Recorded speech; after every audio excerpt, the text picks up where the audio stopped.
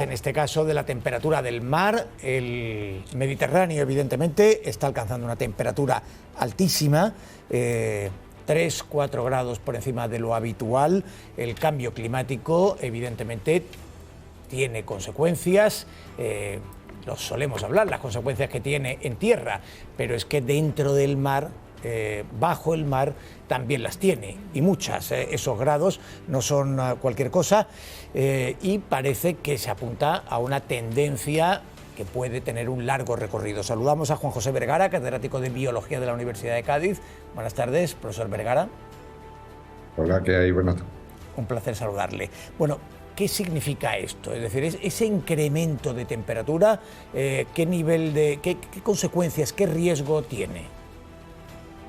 Tiene bastante riesgo. Hemos de pensar que el océano, el mar, como agua que es capaz de absorber más del 90% del exceso de calor provocado por el cambio climático. Es decir, en otras palabras, si no hubiera mar, el efecto sería mucho más potente. Pero ¿qué ocurre? Esto pasa como si ponemos agua al fuego, al fuego, que al final termina calentándose. Y esto es lo que está ocurriendo. Antes hablábamos hace unos pocos de años, de olas de calor marinas, ¿no?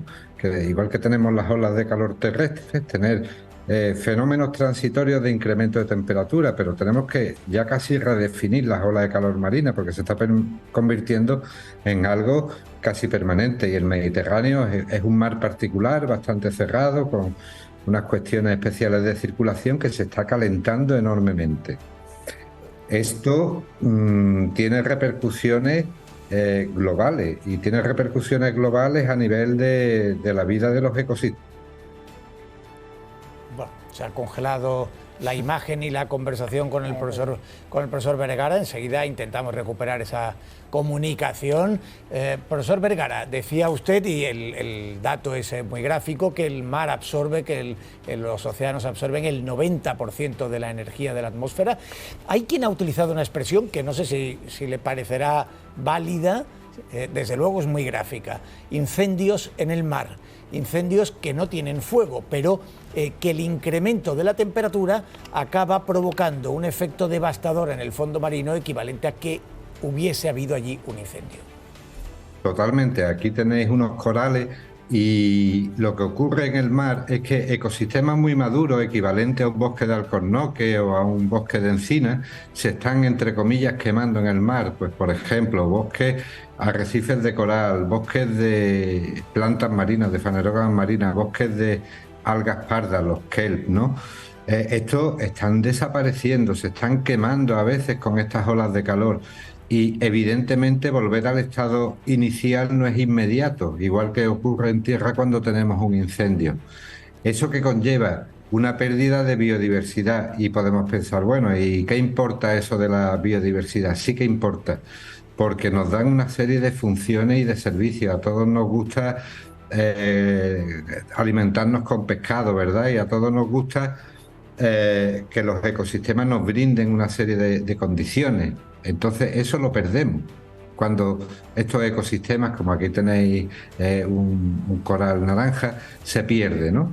Esto se pierde de... Esto es, digamos, un fenómeno que puede ser coyuntural, que puede deberse pues al incremento de olas de calor, vinculado al cambio climático, por supuesto, ¿no? Es decir, que no se trata de cuestionar que el cambio climático exista, pero la temperatura del mar puede tener efectos o factores coyunturales, o es estructural. Es decir, estamos hablando de un cambio que no va a bajar y que puede tener una tendencia de largo recorrido. Me temo que es estructural. Tenemos que pensar que el océano absorbe más del 90% del calor, como decía antes, pero es que todo ese calor que ha absorbido el océano permanecerá en él ya no durante décadas, sino incluso siglos. Es decir, el agua no la vamos a enfriar en 3 años. Entonces, me temo que es un efecto bastante estructural, y eso va a provocar lo que se llama tropicalización de los ecosistemas. Es decir, cada vez serán más frecuentes en nuestras latitudes especies tropicales, y las que tenemos aquí probablemente se extingan de nuestros lugares y aparezcan en aguas más al norte. Señor Vergara, bueno, lo primero como gaditano es reivindicar y con orgullo el buen hacer y el prestigio de la Universidad de Cádiz en todo lo que tiene que ver con las ciencias del mar, ¿no? Muchas veces nos vamos a estudios de Wisconsin y de la Universidad de Michigan y tenemos aquí en Cádiz pues unos estudios que ya digo que tienen prestigio internacional. Pero sí que le quería preguntar dos cosas. Una, ¿este calentamiento afecta, entiendo, no lo sé, cuando se produce también en la zona de los polos, al crecimiento del nivel del mar porque se derritan los polos, y luego también si tiene algo que ver con la famosa alga invasora que está provocando tantos problemas en el Golfo de Cádiz? Evidentemente, el efecto del cambio climático es múltiple y uno de ellos, lógicamente, estos incrementos de temperatura están derritiendo hielos polares. Están derritiendo hielos polares y esto está provocando, de hecho, acaba de salir hace menos de 24 horas una noticia en prensa, que es algo que los científicos conocemos, que parece que hay una ralentización de la corriente del Golfo. Esto es muy importante para Europa, para España y para Europa, porque el agua dulce, al ser menos densa, queda por encima y está frenando la corriente del Golfo. Y eso puede provocar, paradójicamente, a pesar de que hay un cambio climático y un incremento de temperatura, puede provocar una caída de temperaturas en Europa. Y están dando ya el año en que va a ocurrir, entre 2025 y 2095. Dan como la fecha media 2057. Y eso es tremendo, porque estamos hablando de 50 años cuando la corriente del Golfo ha sido estable durante los últimos 12.000 años. Es decir, estamos entrando un poco en terreno desconocido. Estamos casi en el peor de los escenarios. No quiero ser agorero ni nada, pero es cierto, y la comunidad científica no sabe bien qué va a pasar. Con respecto a la alga invasora, le diré que el alga invasora no provoca el cambio climático, pero el cambio climático sí que favorece que los ecosistemas estén más débiles.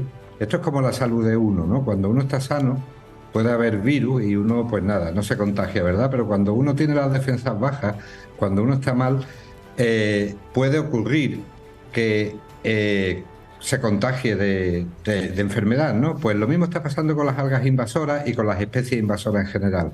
Al estar los ecosistemas más debilitados, es más fácil su irrupción.